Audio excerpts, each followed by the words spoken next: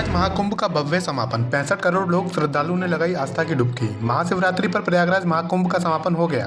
13 जनवरी से शुरू हुए इस 45 दिवसीय मेले में अब तक 65 करोड़ से अधिक श्रद्धालु पहुंचे।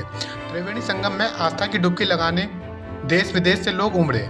नागा साधुओं के भव्य जुलूस और 3 अमृत स्नान आकर्षण का केंद्र रहे। विदेशी मीडिया ने भी इसे दुनिया का सबसे बड़ा धार्मिक आयोजन बताया, जिसमें अमेरिका की कुल जनसंख्या से ज्यादा लोग शामिल हुए। हरभजन सिंह को खालिस्तान मुर्दाबाद लिखने की चुनौती। पूर्व क्रिकेटर ने दर्ज कराई शिकायत। आम आदमी पार्टी के नेता और पूर्व क्रिकेटर हरभजन सिंह ने एक एक्स यूजर के खिलाफ पुलिस में शिकायत दर्ज कराई है। इस यूजर ने हरभजन की इंस्टाग्राम स्टोरी पर स्क्रीनशॉट शेयर कर उन्हें खालिस्तान मुर्दाबाद लिखने की चुनौती दी थी। रेडम सेना नाम के अकाउंट से हरभजन सिंह को चैलेंज दिया गया कि वह यदि देशभक्त हैं तो एक बार खालिस्तान मुर्दाबाद लिखकर दिखा दें। हरभजन सिंह ने तीखा जवाब देते हुए इस शख्स को मानसिक रूप से बीमार करार दिया और पुलिस में शिकायत दर्ज कराई। त्रिभाषा फॉर्मूले पर भड़के स्टालिन। परिसीमन को लेकर 5 मार्च को बुलाई बड़ी बैठक। तमिलनाडु के मुख्यमंत्री के स्टालिन ने त्रिभाषा फॉर्मूले पर कड़ा विरोध जताते हुए इसे नई भाषा लड़ाई की शुरुआत बताया है। उन्होंने 5 मार्च को सभी दलों की बैठक बुलाई है, जिसमें 2026 के परिसीमन पर चर्चा होगी। स्टालिन का दावा है कि परिसीमन के बाद तमिलनाडु की 8 लोकसभा सीटें कम हो सकती हैं, जबकि यूपी, बिहार, राजस्थान और एमपी की सीटें बढ़ेंगी। उन्होंने इसे दक्षिण बनाम उत्तर की बहस से जोड़ा और इसे अन्याय बताया। देश एक चुनाव पर जेपीसी में पूर्व सीजीआई ललित की पेशी। कानूनी चुनौतियों पर दी चेतावनी। एक देश एक चुनाव विधेयक पर संयुक्त संसदीय समिति जेपीसी में चर्चा जारी है। इसी क्रम में पूर्व मुख्य न्यायाधीश यूयू ललित की विशेषज्ञ के रूप में बुलाया गया।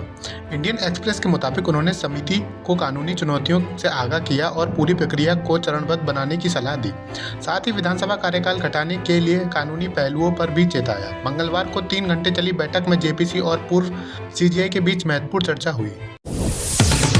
महाकुंभ 2025 का समापन। 27 फरवरी को प्रयागराज आएंगे सीएम योगी। प्रयागराज में 13 जनवरी से शुरू हुआ महाकुंभ का औपचारिक समापन 27 फरवरी को मुख्यमंत्री योगी आदित्यनाथ करेंगे। इसका ऐलान उन्होंने 27 नवंबर को प्रयागराज में किया था। सीएम ने कहा कि 26 फरवरी को महाशिवरात्रि के बाद वह फिर आएंगे। उनके आगमन का मिनट टू मिनट कार्यक्रम अभी जारी नहीं हुआ है, लेकिन प्रशासन ने पुष्टि कर दी है कि सीएम योगी समापन समारोह में शामिल होंगे। केजरीवाल के बंगले का 41 लाख का बिजली बिल। भाजपा ने घेरा। दिल्ली में 200 यूनिट मुफ्त बिजली देने वाले मुख्यमंत्री अरविंद केजरीवाल अब खुद बिजली खपत के मुद्दे पर घिर गए हैं।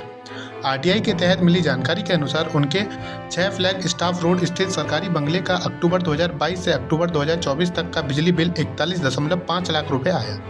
भाजपा ने इसे मुद्दा बनाते हुए केजरीवाल पर ढोंग और दोहरे मापदंड का आरोप लगाया। इस बंगले को शीश महल कहकर घेरने वाली भाजपा और कांग्रेस पहले ही इसकी भारी खर्चों की जांच की मांग कर चुकी है। अरविंद केजरीवाल के राज्यसभा जाने की अटकलों पर आप ने तोड़ी चुप्पी। दिल्ली चुनाव हारने के बाद अरविंद केजरीवाल के पंजाब के सीएम बनने या राज्यसभा जाने की अटकलें तेज थीं। लुधियाना पश्चिम उपचुनाव में संजीव अरोड़ा को टिकट मिलने से चर्चा और बढ़ी। अब आप प्रवक्ता प्रियंका कक्कड़ ने इन खबरों को झूठा बताया है। उन्होंने कहा केजरीवाल सिर्फ एक राज्य तक सीमित नहीं है, वे राष्ट्रीय नेता हैं। कहा कि संजीव अरोड़ा इस सीट के लिए सबसे अच्छे उम्मीदवार हैं।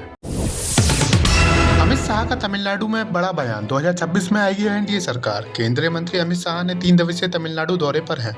उन्होंने कोयम्बटूर में भाजपा के नए कार्यालय का उद्घाटन किया और जनता को संबोधित किया।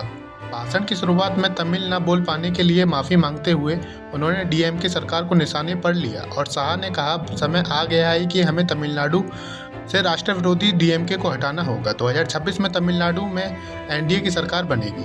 नई सरकार यहाँ एक नए युग की शुरुआत करेगी। हम परिवार की राजनीति और भ्रष्टाचार को खत्म करेंगे। हम राज्य में राष्ट्र विरोधी गतिविधियों को जड़ से खत्म कर देंगे। शंभू बॉर्डर खोलें। पंजाब के उद्योगपतियों ने भगवत मान से की मांग। कैबिनेट मंत्री अमन अरोड़ा द्वारा विधानसभा में शंभू बॉर्डर खोलने का मुद्दा उठाने के बाद जलंधर के उद्योगपतियों ने सीएम भगवत मान से मुलाकात की। उन्होंने बॉर्डर बंद होने से व्यापार पर असर की चिंता जताई और मुख्यमंत्री से हस्तक्षेप की मांग की। उद्योगपतियों का कहना है कि किसान आंदोलन के कारण यातायात ठप होने से व्यावसायिक गतिविधियां बुरी तरह प्रभावित हो रही हैं। अखिलेश पर संत अनिरुद्धाचार्य का तंज, बोले राम सब हो जाएंगे तो रावण कहाँ जाएगा। ताज महोत्सव में यमुना आरती के दौरान संत अनिरुद्धाचार्य ने अखिलेश यादव पर तीखा तंज कसते हुए कहा, राम सब हो जाएंगे तो रावण कहाँ जाएगा। प्रयागराज महाकुंभ पर अखिलेश की टिप्पणी पर यह प्रतिक्रिया दी गई। यमुना सफाई पर उन्होंने कहा कि आशीर्वाद तभी मिलेगा जब यमुना शुद्ध होगी। वक्फ बोर्ड को लेकर भी उन्होंने कहा कि यह ना हो तो ही अच्छा है।